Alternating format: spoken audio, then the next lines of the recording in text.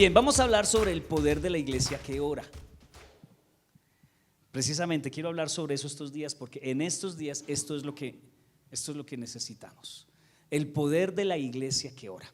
Primero quiero ir a un texto en la Biblia. Yo sé que lo has escuchado, pero vamos a leerlo. Cuando leemos textos largos, son 17 versículos. Versículos. Son 17 versículos, así que es un texto muy bonito. Escuchémoslo y Dios nos bendice con la sola lectura. Dice Hechos 12, 1 al 17. Por ese tiempo, el rey Herodes Agripa comenzó a perseguir a algunos creyentes de la iglesia. ¿Quién? Herodes era un político. Era un político que tenía poder. Y que dice la palabra del Señor que comenzó a perseguir a algunos creyentes de la iglesia. Mandó matar a espada al apóstol Santiago. No al esposo de Santiago, no, al apóstol Santiago. ¿Lo mandó qué? Matar al apóstol Santiago. Imagínate, hermano de Juan. Cuando Herodes vio cuánto esto le agradó al pueblo judío, o sea, el pueblo dijo: ay, qué bien, están matando cristianos. Les celebraron.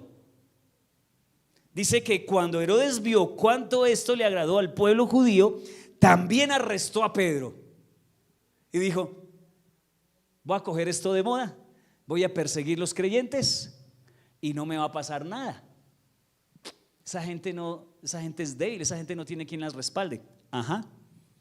Cuando Herodes vio cuánto esto le agradó al pueblo judío, también arrestó a Pedro.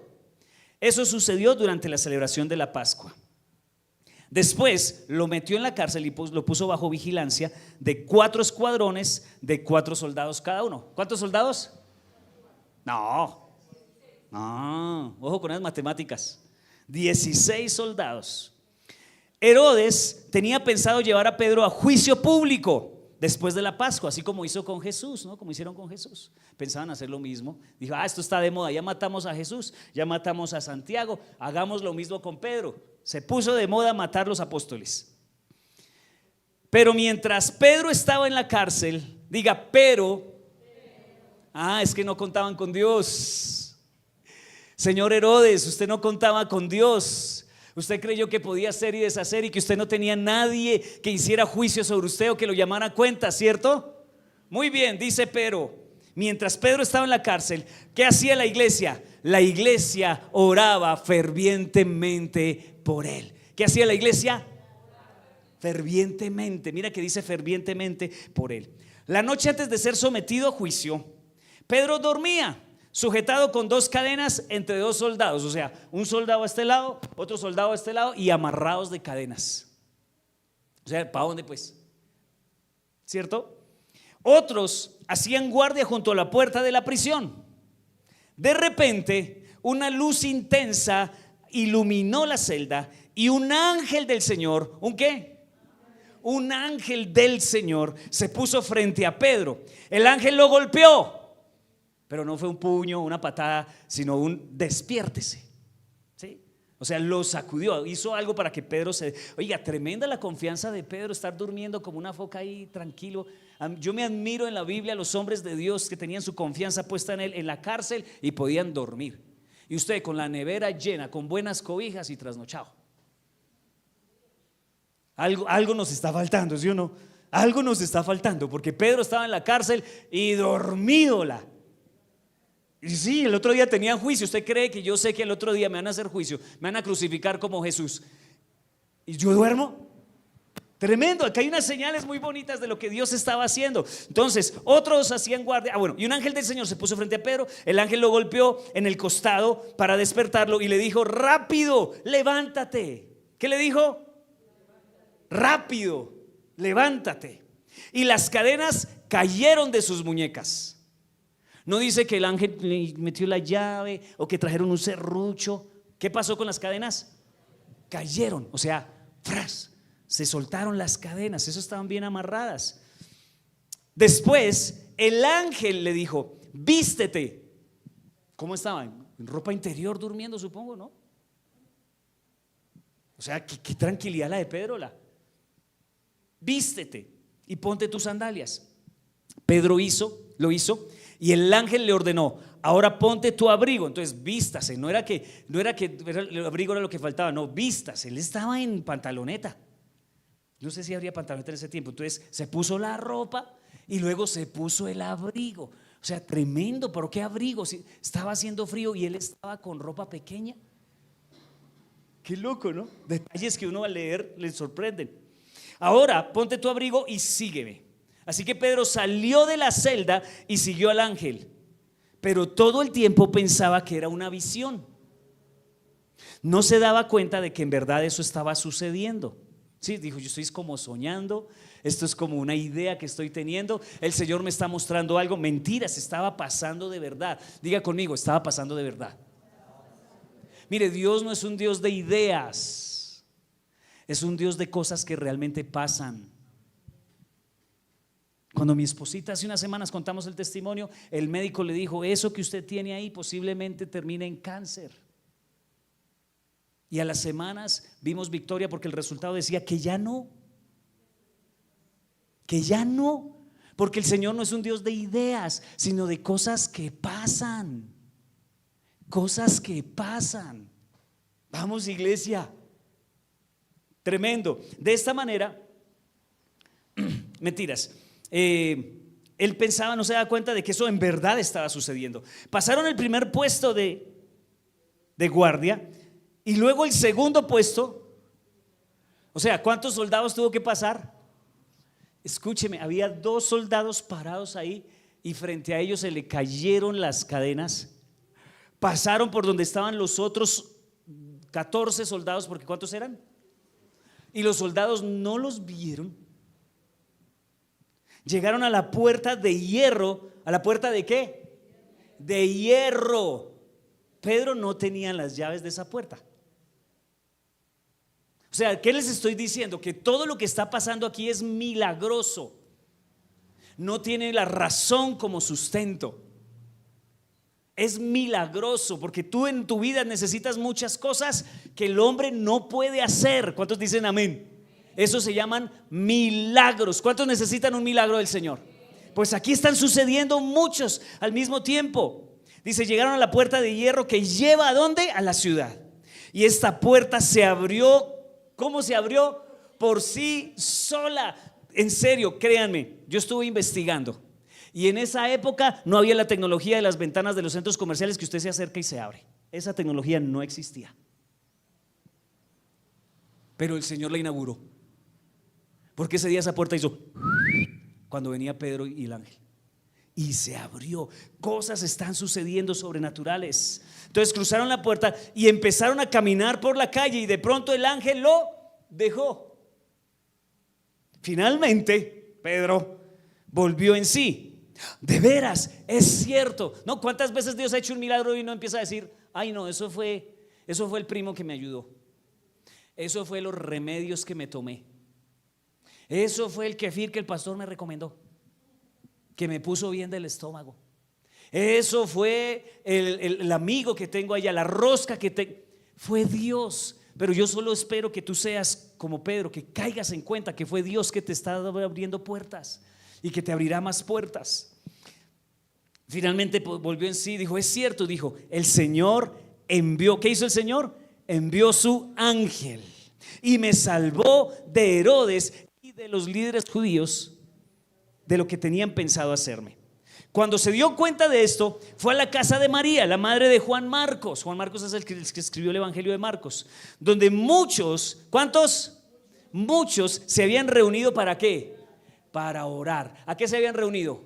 Para orar. Este miércoles los espero para que seamos muchos orando. Aquí en la iglesia los domingos los espero para que seamos muchos orando, porque la oración de la iglesia tiene mucho poder, es capaz de movilizar ángeles. La oración de la iglesia es capaz de abrir cerrojos, de quitar cadenas de las manos. La oración de la iglesia es capaz de salvar a tu esposo ebrio y que venga a la iglesia. La oración de la iglesia es capaz de rescatar a una ciudad de la pobreza, de la miseria, de la envidia, del chisme, de la pelea, de la falta de progreso. Dios lo puede hacer. ¿Cuántos lo creen? Vamos, iglesia, no me haga gritarle para que diga amén. Gracias. Entonces dice que muchos se habían reunido para orar. Tocó a la puerta de entrada y una sirvienta llamada Rode fue a abrir. Cuando ella reconoció la voz de Pedro, se alegró tanto que no le abrió. Sí, el Pedro todavía mirando si venían los soldados detrás, y la otra, en lugar de abrir rápido, mire lo que hace. Dice, se alegró tanto que en lugar de abrir la puerta, corrió hacia adentro y les dijo a todos: Pedro está en la puerta. Aquí viene lo más chistoso, que estaban orando para que Pedro fuera liberado, y cuando fue liberado, mire le contestaron: estás loca. Es como si mi esposa, el día que recibió el examen de ese que le estoy diciendo, me dijera: mi amor, el examen dice que no tengo nada. Y yo: ay, usted sí es bien boba, ¿qué? ¿No es que sí lo tenía? Y no llevábamos meses orando para que no lo tuviera. Que cuando el día que pasa, yo digo: eso fue porque salimos todos a votar. O como dicen otros, eso fue porque hubo fraude. Mentiras, fue Dios, iglesia, fue Dios, es Dios y seguirá siendo Dios el que está obrando. No te demores en darle la gloria a Dios por cualquier cosa buena que pase en tu vida. Mire la gente como somos, mire cómo somos como ellos. Dice que ella, cuando le dijeron que estás loca, como ella insistía, llegaron a la conclusión: debe ser su ángel. O sea, ¿en serio? Están dispuestos hasta a creer cosas que no son bíblicas, porque la Biblia no habla que nosotros tenemos un ángel. Están dispuestos a creer cosas en lugar de creer que Dios hizo un milagro, en lugar de creer que es que Dios está haciendo la obra. No es el doctor, no es el medicamento, no es el tratamiento. Lo que dicen otros que es peor, fue la suerte. Es que estuvo de buenas. ¿Cómo así? Qué ganas de robarle la gloria a Dios tenemos nosotros. Oye, y todavía no he empezado a predicar, apenas estoy leyendo. Debe ser su ángel. Mientras tanto, Pedro seguía tocando: ábranme, que se me abran, por favor, que vienen los militares ahí atrás. Seguía golpeando, ¿no? Cuando por fin abrieron la puerta y lo vieron, quedaron asombrados. Él les hizo señas para que se callaran. Que estoy volado. No hagan ruido. Me imagino que todos empezaron: llegó Pedro, porque había mucha gente orando por la libertad de Pedro. Y al fin como que todos cayeron en cuenta: pero chitón, no hagamos ruido, es de noche, nos van a escuchar y van a saber dónde me estoy escondiendo. Él les hizo señas para que se callaran y les contó cómo el Señor lo había sacado de la cárcel. ¿Quién fue el que lo sacó de la cárcel? Fue el Señor. ¿Quién te sacó de la pobreza? No fue tu trabajo y tu esfuerzo, fue el Señor. ¿Quién te abrió puertas en ese trabajo que tienes hoy? Fue el Señor. ¿Quién fue el que te dio esos hijos maravillosos? Fue el Señor. ¿Quién fue el que te puso en esta ciudad y no a vivir por ahí en el Cauca o el Putumayo? Fue el Señor. Gloria a Dios por eso, ¿sí o no? ¿Cuántos dan gracias a Dios? Es que a veces no nos damos cuenta de cuánto el Señor sí ha hecho por nosotros. Entonces dice: cuando por fin abrieron la puerta, lo vieron, quedaron asombrados. Él les hizo señas para que se callaran, les contó cómo el Señor lo había sacado de la cárcel. Díganles a Santiago y a los demás hermanos lo que pasó, dijo. Y después de eso se fue a otro lugar. Muy bien, quiero dividir esta palabra en dos partes muy importantes.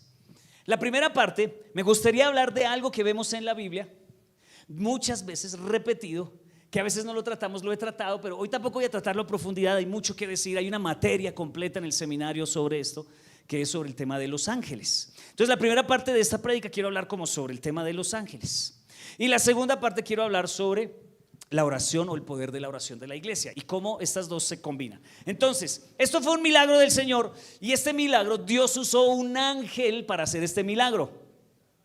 ¿Qué usó Dios? Usó un ángel. En el libro de Hechos encontramos por lo menos 15 veces que hay alusión a ángeles haciendo milagros, cumpliendo misiones de parte de Dios.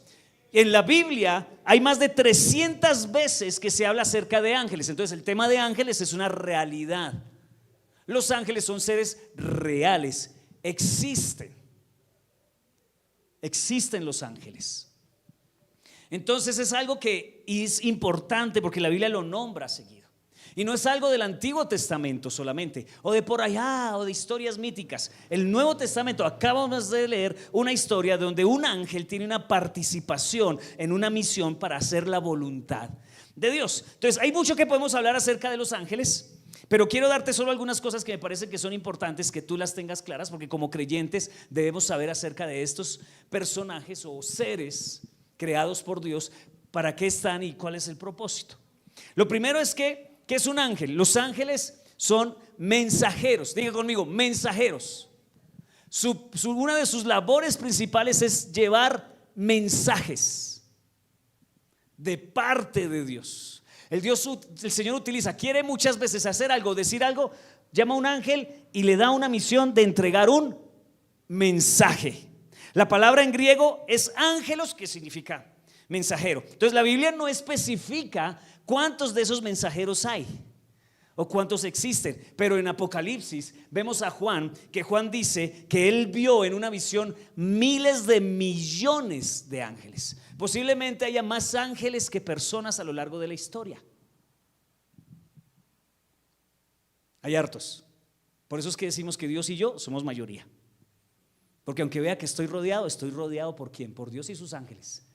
Y son muchos ángeles. Es decir, yo les enseñaba hace unas semanas que a veces la falta de oración es el desperdicio de los ángeles de Dios. Cuando tú no oras a Dios, estás desperdiciando cientos de ángeles que están desocupados porque tú no clamas a Dios por intervención angelical. Entonces parece que hay millones de ángeles, no sabemos cuál es el número. La Biblia dice que hay también varios tipos de ángeles, como rangos en los ángeles, niveles de poder, de autoridad y de función y de misión.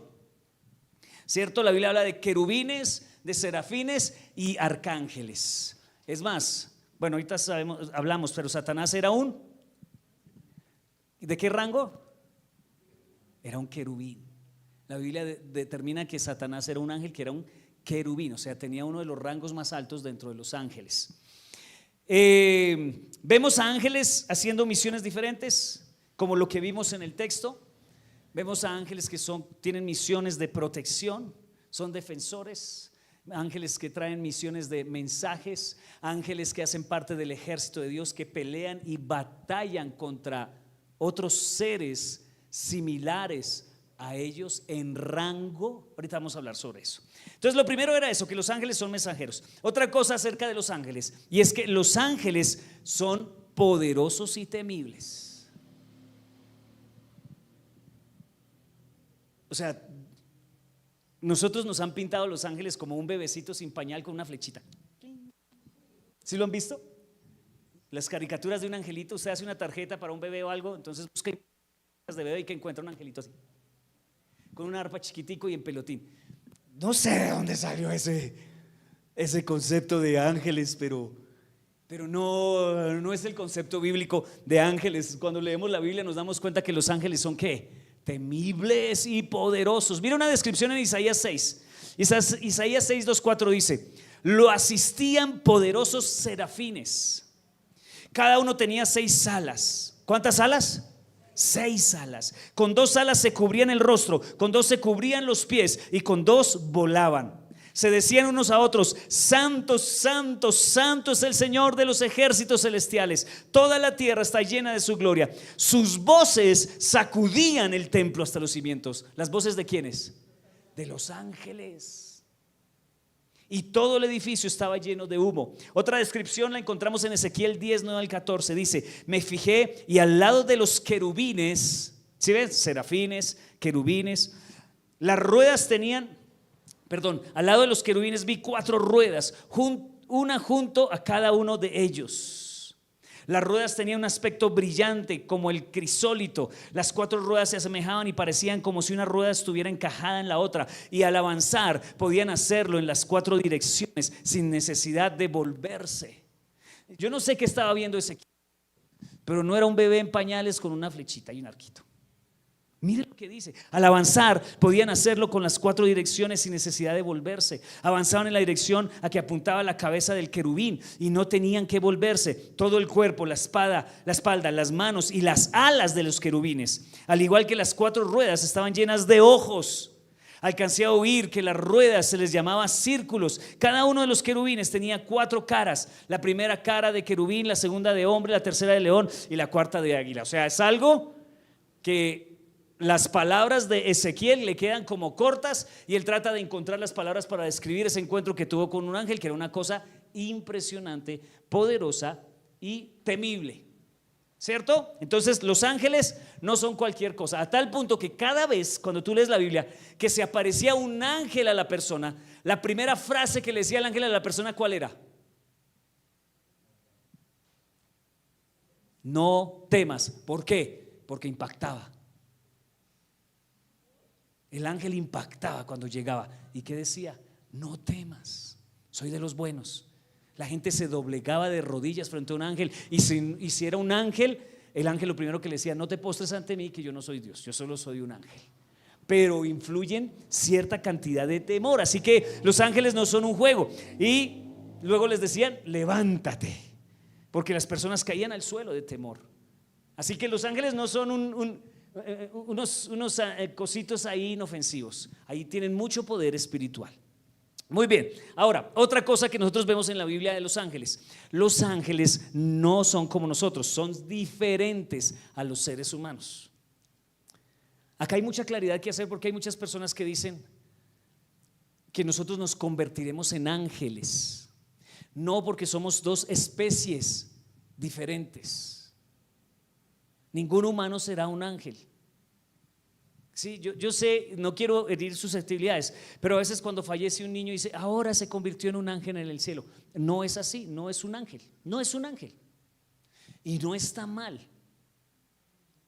Y no está mal. Y ahorita voy a hablarles por qué los ángeles son diferentes de nosotros. La Biblia dice que los seres humanos somos un poquito inferior a los ángeles en cuanto a gloria y poder. Pero también vemos en 1 Corintios 6:3 que cuando reinemos con Cristo, juzgaremos a los ángeles. Es impresionante. Y ahorita vamos a saber por qué. ¿Sabe por qué? Porque los humanos, préstame atención, míreme aquí, esto es importante. Los humanos son la única especie que ha sido hecha a la imagen y semejanza de Dios. Somos más débiles que los ángeles, pero Dios, al hacernos a su imagen, nos dará poder al final de los tiempos para juzgarlos a ellos. Tremendo, porque nos ha hecho a nosotros a su imagen y semejanza. Los ángeles no tienen la imagen y semejanza de Dios. Los animalitos tampoco tienen la imagen y semejanza. Ay, es que los perritos son ángeles de parte de Dios. No, son ángeles, son una bendición. Los gaticos son una bendición, son regalos de Dios para la humanidad, para hacernos compañía, pero no son ángeles de Dios. Cuidado con eso. Cuidado con eso. La Biblia dice que los ángeles están al servicio de Dios, pero que son enviados por Dios para ayudarnos a nosotros. Tenemos asistencia angelical. La Biblia no habla de que haya un ángel asignado a cada persona. Iglesia, por favor, la Biblia no habla por ningún lado que hay un ángel asignado a cada persona. No, no dice eso. ¿Que tenemos ayuda de ángeles? Sí, pero no tenemos un ángel personal. ¿Sabes qué han usado el enemigo para eso? Que niños tengan amigos imaginarios, que son demonios, que les hacen creer que es, entre comillas, su ángel. Pero no es su ángel, es su demonio. Porque no hay ángeles asignados a las personas como mío. Este es mi ángel. Yo nací y Dios me dio un ángel para toda la vida. Eso es algo que la Biblia no. ¿Sabes qué sí dice la Biblia? Que cada iglesia tiene un ángel asignado. Eso está en Apocalipsis. Las 7 cartas dice: escribe Juan al ángel de la iglesia tal, al ángel de la iglesia tal, al ángel de la iglesia tal. Entonces, como iglesia puede que tengamos un ángel. Amén. Muy bien. Ahora otro punto. Los demonios son ángeles caídos. Satanás era uno de los ángeles de Dios, era un querubín del rango como de los más altos que existía, que se llamaba originalmente Lucifer, que era muy hermoso, que el orgullo lo hizo caer y fue desterrado del cielo y enviado ¿a dónde? A la tierra. Por eso los problemas que tiene, por eso los problemas que tenemos, porque anda por aquí. Ya sabemos cuál es el final del diablo, ¿sí o no? Tiene un lugar para él, pero mientras no llegue su final, por ahí anda. Entonces ha sido asignado, ha sido mandado, arrojado a la tierra. El orgullo lo bajó de allá. Era un rebelde, lo hizo ser desterrado del cielo. Y la Biblia dice en Apocalipsis que era como un dragón que con su cola arrastró hasta la tercera parte de los ángeles de Dios. Logró convencer a una tercera parte de los ángeles de Dios. Y esa tercera parte de los ángeles de Dios que se llevó el enemigo son esos que andan por ahí ahora andando la tierra, llevando a los chicos a que se inunden de pornografía, llevando a los chicos a que tengan relaciones sexuales antes del matrimonio, llevando a los chicos a que se droguen, llevando a las personas a que asesinen, maten gente. Los dueños del mal en este mundo son esos secuaces del enemigo que los sacó del cielo porque los engañó. Porque un rebelde no se va solo, siempre se quiere llevar a alguien. El hijo rebelde trata de convencer al otro hermano para que se rebele contra sus papás, porque un rebelde nunca se va solo. Así que no seas tú como uno de esos ángeles caídos que le coman cuento al diablo y te pongas en contra de tus papás, en contra de tu pastor, en contra de tu iglesia. Entonces estos ángeles que se fueron con Satanás son los que conocemos como los demonios, viven en la tierra y lo que están haciendo es tratando de frustrar los planes de Dios aquí en la tierra. Escúcheme bien, esos ángeles están muy organizados, tienen jerarquías entre ellos, sectores asignados, labores y funciones. Hay asignaciones de los demonios a las iglesias, a los pastores y a las personas de las iglesias, a las gentes de las iglesias, porque su interés principal somos nosotros, los hijos de Dios. Es su interés principal. Entonces tienen diferente poder y autoridad y son asignados a diferentes propósitos. Otra cosa que quiero decirles es que los ángeles y los demonios están en guerra constante. Si nosotros tuviéramos unas gafas de algún tipo de interdimensional y pudiéramos ver el mundo espiritual, en este momento en los aires se está peleando una batalla espiritual.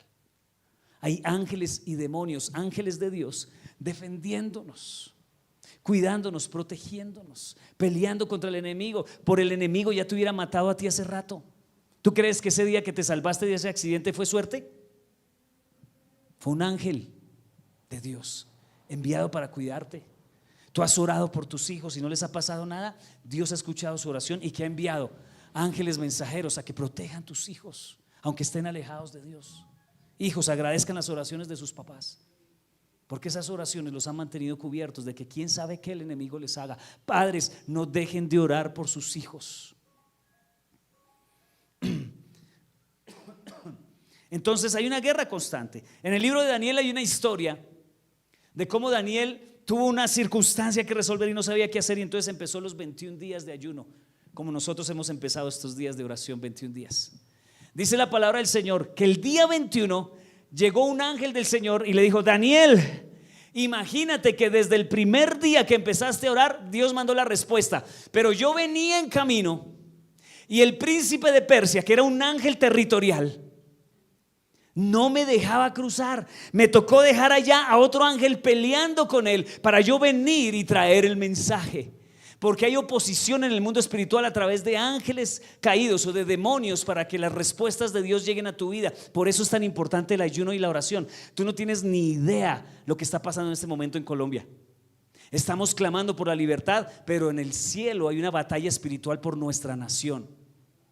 Hay una batalla espiritual terrible por nuestro país. Daniel 10, 12 al 14 dice: entonces dijo el ángel: no tengas miedo, Daniel, desde el primer día que comenzaste a orar para recibir entendimiento y a humillarte delante de Dios. Iglesia, desde el primer día que comenzamos nosotros a orar por la libertad de Colombia, dice la palabra del Señor, tu petición fue escuchada en el cielo. Su petición ha sido escuchada, iglesia. Tu petición ha sido escuchada. Estás luchando con enfermedad, con economía, problemas en la familia. Tu petición ha sido escuchada. Ahí era el amén de la vida o la gracias. Tu petición ha sido escuchada desde el primer día. He venido en respuesta a tu oración. Tremendo. Pero durante 21 días el espíritu príncipe del reino de Persia me impidió el paso. Entonces vino a ayudarme Miguel. Entonces vino otro ángel que se llamaba Miguel. ¿Y qué hizo? Le ayudó uno de los arcángeles y le dejé allí con el espíritu príncipe del reino de Persia. Ahora estoy aquí para explicar lo que le sucederá en el futuro a tu pueblo, porque esta visión se trata de un tiempo aún por venir. Venía con la respuesta, pero hubo oposición en los aires. Tú tienes que orar para que esa oposición caiga en el nombre de Jesús. Estos 21 días de ayuno y oración son para que esa oposición, para que la voluntad de Dios se cumpla, caiga en el nombre de Jesús. Amén. Hay mucho más que podría decir acerca de los ángeles. ¿Y cuál era la idea? O sea, tenemos que tener estudios más profundos de esto, y yo le voy a pedir al Señor que me dé sabiduría para hablar sobre muchas cosas. Pero lo que yo quiero decirte hoy realmente es esto, y este es el punto. 3 realidades que tú debes entender de lo que les acabo de decir, de la guerra espiritual de los ángeles. Es que debes entender estas 3 realidades para que entiendas lo que está pasando en el mundo espiritual. ¿Por qué esa insistiera el pastor en que oremos? ¿Por qué tienen cultos de oración en la iglesia, reuniones de oración los miércoles? ¿Por qué se la pasan orando y no hacen sino decir que oren, ayunen y cultiven un lugar secreto? ¿Por qué? 3 cositas, escríbelas rápidamente. La primera, la realidad, tienes que conocer la realidad de la guerra espiritual. Hay una guerra espiritual que se está librando. ¿Me entienden, iglesia? Hay una guerra espiritual que se está librando y es en tu contra. Déjame decirte algo, el diablo te odia con todas sus entrañas, y él quiere acabarte. Él quiere acabar con la iglesia, él quiere acabar con la inocencia, él quiere acabar con la paz, él quiere acabar con la prosperidad, él quiere acabar con la salud, él quiere acabar con todo, porque lo que el enemigo hace es matar, robar y destruir, porque es alguien que está lleno de odio, porque Dios no le permitió ser lo que él quería ser. Entonces él la emprendió contra lo que más amaba a Dios, porque a Dios no le puede tocar ni un pelo, pero sí puede tocar a los hijos que le dan lugar al diablo. Y Dios los ama, pero estos sinvergüenzas se han puesto a abrirle puertas al diablo, y el diablo viene y les pega unas restregadas, y el corazón de Dios se duele. Por eso tú tienes que entender que todo es una guerra espiritual, que no la puedes perder, que tienes que levantarte todos los días a batallar contra el enemigo que te quiere destruir. Pastor, a mí no me gusta la guerra, yo soy pacífico. Ya fuiste derrotado. No importa si eres pacífico o no, si no peleas, al igual estás en guerra, y el enemigo te va a pisar. Y el enemigo te va a hacer nada si tú no te pones a pelear. Alguien me decía una vez: pastor, mientras uno deje al enemigo quieto, él no hace nada. Sí, cómo no. Él está feliz de que tú lo dejes quieto, porque más poder y lugar tiene en tu vida. Pero tú tienes que despacharlo y sacarlo y hacerle guerra y hacerle oposición en el nombre de Jesús, porque va a acabar con tu matrimonio si no te pones pilas. Va a acabar con tu salud y tu economía si no te pones pilas. No puedes ser pacífico en el mundo espiritual. No se puede ser pasivo en el mundo espiritual. Tienes que ser activo, levantarte todos los días y decir: hoy no me la dejo montar, y hoy derribo las fortalezas que el enemigo ha puesto alrededor de mí. Porque si no las derribas, es como la maleza. No es sino 15 días que dejes de cortar la maleza y estás cundido. Esa es la guerra espiritual. Por eso no puedes dejar de orar, porque el día que dejes de orar, dejaste crecer maleza. Y si llevas 15 días sin orar, eso es una maleza terrible. ¿Cómo será aquellas personas que vienen 2 o 3 veces al año a la iglesia y no oran en su casa?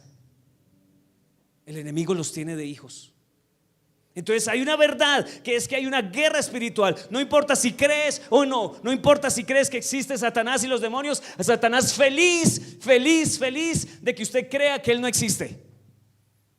Él es feliz, porque entre más lo ignoremos, entre más desconozcas al enemigo, más ventaja tiene sobre tu vida. Efesios 6, 12 al 13 dice: pues no luchamos contra enemigos de carne y hueso, sino contra gobernadores malignos y autoridades del mundo invisible, contra fuerzas poderosas de este mundo tenebroso, y contra espíritus malignos de los lugares celestiales. Lo que les he venido diciendo hoy.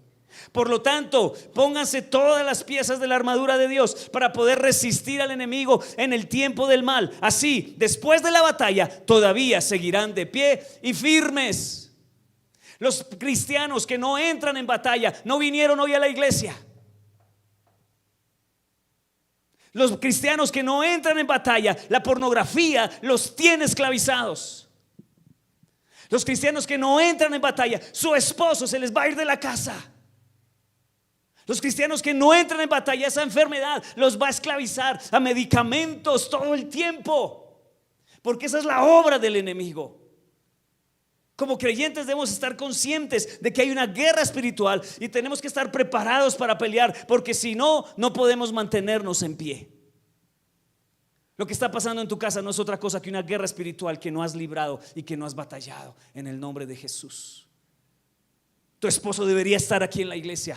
Tus hijos deberían estar aquí. Y si no están, no te culpo, no te juzgo, pero levántate a pelear por ellos. Levántate a pelear. No te conformes a que el enemigo te tenga esclavizado, iglesia. No te conformes a que el comunismo nos consuma en Colombia. Una iglesia pasiva nos ha llevado a la situación que estamos. Por eso llegó el tiempo de levantarnos en guerra y derribar lo que el enemigo ha construido por años, pero ahora con el poder de Dios a favor de nosotros. La guerra espiritual es más poderosa. La guerra espiritual más poderosa que existe es la guerra por tu alma. Si tú no has creído en el Señor Jesucristo como tu Salvador, ya perdiste la batalla. El enemigo te va a estar engañando diciendo que Dios no existe, o que la iglesia son unos hipócritas, o que bla, bla, bla, bla, bla, bla, bla. Perdiste la batalla. Si no le has rendido tu vida a Jesús, ya perdiste la guerra y estás a merced de Satanás y sus demonios. Así que no puedo hablarte de guerra espiritual si ni siquiera haces parte del ejército de Dios, porque solo son guerreros y soldados de Dios los que hacen parte del ejército de Dios. Si tú no haces parte del ejército de Dios, quiéralo o no lo quieras, haces parte del otro equipo, porque no hay más equipos en el mundo. No se puede ser imparcial, se puede estar en la mitad en esta guerra espiritual. Tienes que pertenecer a un bando, y si no estás con Dios, estás contra Dios, porque no hay más bandos. Es como una mujer que está embarazada o no lo está, pero no hay un medio embarazada. Se imagina uno, la mujer llegando: mi amor, estoy como medio embarazada. ¿Y eso qué significa? Pues que sí estoy embarazada, pero no estoy embarazada. No, eso no existe. Lo mismo en la guerra espiritual: o tú eres parte del ejército de Dios o eres parte del otro ejército. No hay término medio en esto. Dios es blanco o es negro. Esa es la primera realidad. Hay una guerra espiritual y es real, y están peleando por ti. Dios te ama tanto que está peleando por ti. Satanás te odia tanto que está peleando por ti. Wow, tremendo. Segunda realidad que quiero que entiendas hoy, con base a esto que te acabo de decir: la realidad del poder sobrenatural de la iglesia que ora. Quiero hablarles sobre esa realidad. Hay poder espiritual en la iglesia que ora. Hay poderes en este mundo, claro que sí, pero el poder espiritual de la oración de una iglesia que ora es impresionante. Es impresionante. Cuando Pedro fue liberado, no fue por la oración de una persona, ni siquiera fue por la oración solo de Pedro. Fue por la oración ¿de quién? De la iglesia. La iglesia se reunió a orar allá fervientemente, dice la palabra del Señor. ¿Por qué oraban? Por la liberación de Pedro. Tenía tanto poder la oración que fue increíble para ellos. Cuando sucedió el milagro no lo creían. Imagínate, yo creo que así va a ser Dios con tu vida y con nosotros. Cuando suceda el milagro el próximo 21, no lo vamos a creer. Uy, de verdad no lo puedo creer. ¿Por qué? Porque la oración de la iglesia tiene poder. Este año hemos orado muchísimo y hablado sobre la oración personal, sobre nuestro encuentro a solas con Dios, sobre la búsqueda y el cultivo de un lugar secreto. Pero hoy quiero hablarles sobre la oración corporativa, la oración que hacemos más de 2 o 3. El poder que tiene es impresionante. La oración corporativa tiene un poder muy grande. La Biblia habla muchas veces de cómo 2 o más oran y cómo 2 son más poderosos que uno. Mateo 18:19 dice: además les digo que si 2 de ustedes en la tierra se ponen de acuerdo sobre cualquier cosa, ¿sobre qué? Tú te imaginas a ti y a tu esposa, a ti y a tu esposo, o a ti y a tus hijos orando por un objetivo específico. Si tú logras reunir a tus hijos para orar para que el papá de ellos se convierta, eso es muy poderoso, iglesia. Si usted logra unirse con su esposa a orar por sus hijos, usted va a ver cómo Dios los restaura y los trae a sus pies. Si usted y yo nos podemos unir y oramos por el crecimiento de la iglesia, por el avance de la iglesia en esta ciudad, vamos a ver cosas tremendamente maravillosas, iglesia. La palabra que usa aquí para ponerse de acuerdo es la palabra en el griego que es sinfoneo. ¿Le suena a algo? ¿A qué le suena? ¿A una qué? A una sinfonía. ¿Qué es una sinfonía? Es un arreglo orquestal donde todos los instrumentos suenan de manera poderosa. Entonces cuando dice aquí el texto que se pusieron de acuerdo, habla de como si fuera una sinfonía, porque un instrumento solo suena bonito, ¿no? Clink, clink, clink, clink, clink, clink, clink, clink, ¿cierto? O el piano, tin, tirirín, tin, tin, tin, la batería, tumpa, tu, tumpa. Pero cuando suenan todos al tiempo es una sinfonía. Se triplica el poder. La Biblia dice que 1 hará huir a 1000 y 2 harán huir a Imagínate, la Biblia dice 10,000, no dice 2,000. 2,000 sería la lógica, ¿cierto? Si uno hace huir a 1,000, dos harán huir a 2,000. Pero la Biblia dice que no. La Biblia dice que si uno hace huir a 1,000, dos harán huir a 10,000.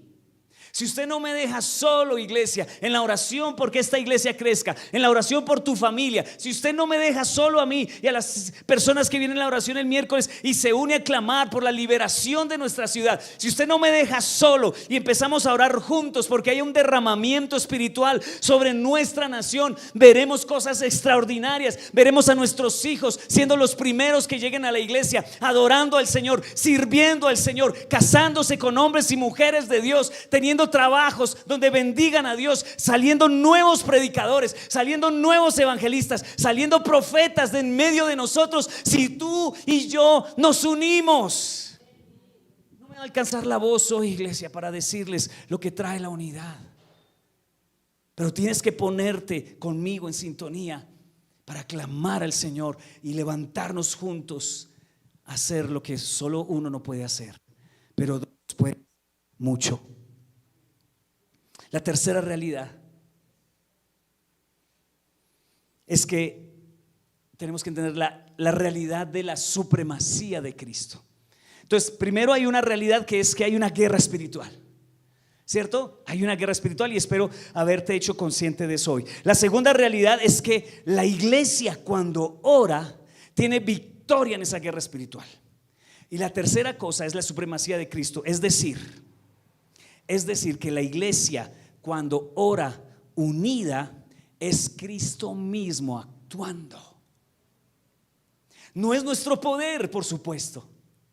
Es que nosotros clamamos, invocamos el poder de Jesús. Y el poder de Jesús no es pequeño. El poder de Jesús fue el que hizo el cielo, el sol, las estrellas, el mar, el que creó esta naturaleza. Las manos de Jesús fueron lo que lo hicieron. Las manos de Dios fueron las que resucitaron a Jesús de los muertos. Así que invocamos el poder de Cristo a favor de nosotros. Cuando escuchamos esto que hablamos hace un momento sobre los ángeles, acerca de los demonios, de la guerra espiritual, podemos llegar a sentir temor, porque el enemigo se ha encargado de vender una imagen atemorizante de él y de sus demonios. Te intimida a tal punto que te visita en las noches y te quita el sueño con parálisis de sueño, diciéndole: yo tengo poder sobre ti. ¿A alguno le ha pasado que quiere despertarse y no puede? Que su mente se despierta pero su cuerpo no reacciona. El enemigo poniendo su mano sobre ti, haciéndote tener temor de que él es muy fuerte y muy poderoso. Pero déjame decirte algo: aunque es fuerte y poderoso, nuestro Dios, Jesús de Nazaret, es más fuerte y poderoso. Por eso cuando te pase eso, ora en tu espíritu y inmediatamente ese espíritu que te oprimió sale, porque el nombre de Jesús es poderoso. Yo no vengo en mi nombre, yo en el nombre de Osmar te echo fuera. Se ríe de mí el diablo. Yo le digo: en el nombre de Jesús te vas de mi casa. Y cuando escuchan el nombre de Jesús, corren como ratas cuando se enciende la luz, porque le tienen miedo al que realmente es poderoso, que está en nosotros, que es Cristo Jesús. Mira, ningún demonio, ningún ejército de demonios va a ser nunca más poderoso que nuestro Dios, que los creó a ellos. Porque más grande es el que está en nosotros que el que está en el mundo. Porque el mismo poder que levantó a Jesús de los muertos vive en nosotros. ¿Cómo así? El día que recibiste a Jesús en tu corazón, tú recibiste el poder de Jesús. Yo no sabía eso hasta que un día llegó un hombre a la iglesia. Yo estaba dando mis primeros pasos como pastor.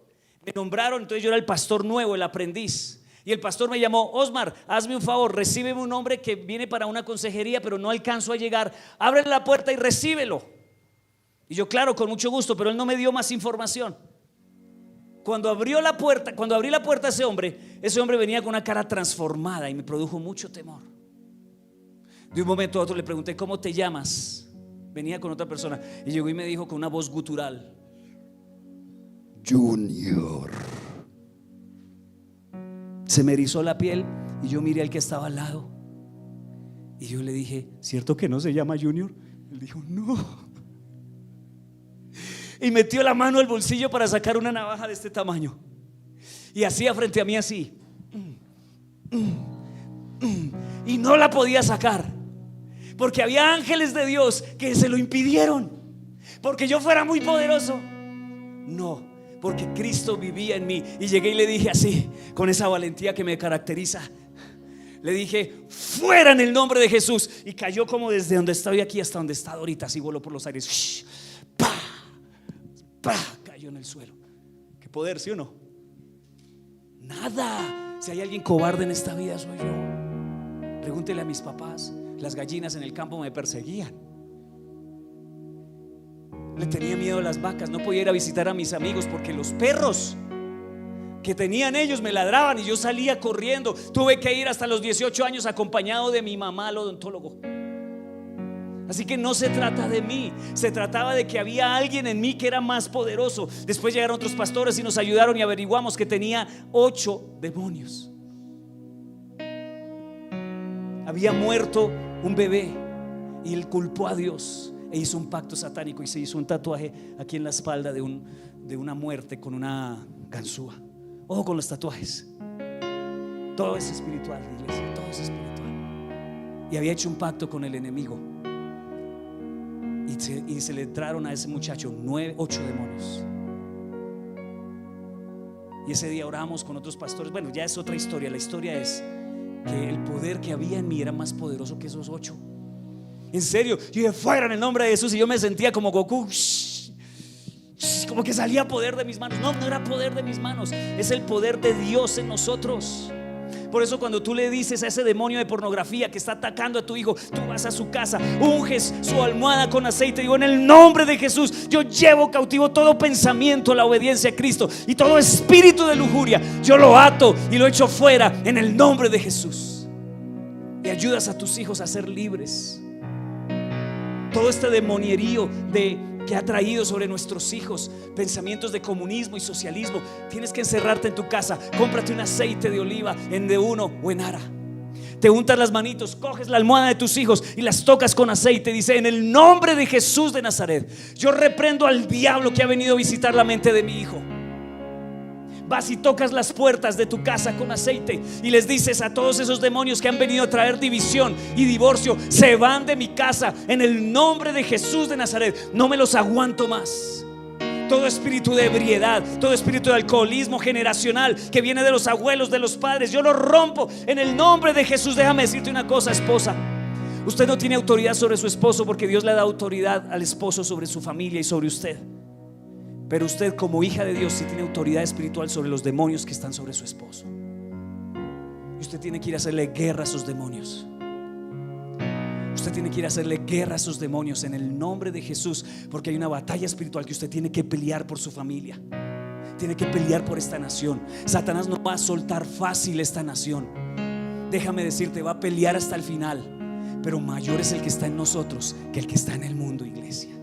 Venga el miércoles a orar conmigo. Conéctese a Espada y Café, estamos orando. Venga, vaya a la vigilia con nosotros aquel día y vamos a clamar y vamos a tomar la tierra que Dios nos entregó. Porque Dios está muy por encima de todo gobierno, de toda autoridad, de todo poder y de todo dominio.